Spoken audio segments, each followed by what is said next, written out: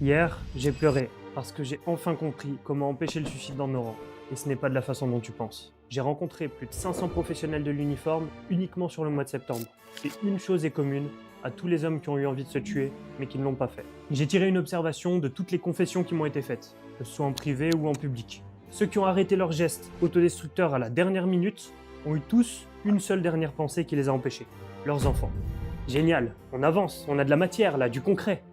Mais il reste un problème. On n'a pas tous la chance d'être parents.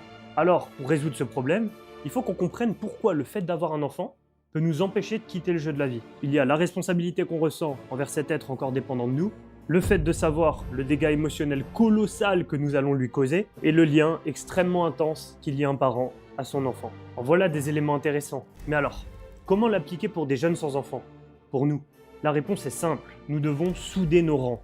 Pour éviter que ceux qui ne peuvent pas avoir cette pensée salvatrice de leur enfant au dernier moment passent à l'acte, nous devons faire en sorte de créer un lien si fort entre nous, si puissant, que lorsque la pensée de leurs camarades, de leur seconde famille, apparaîtra dans leur cerveau au moment fatidique, cela crée un électrochoc aussi puissant que si l'on était leur propre sang. Rendons notre présence au quotidien si forte, si impactante dans leur esprit.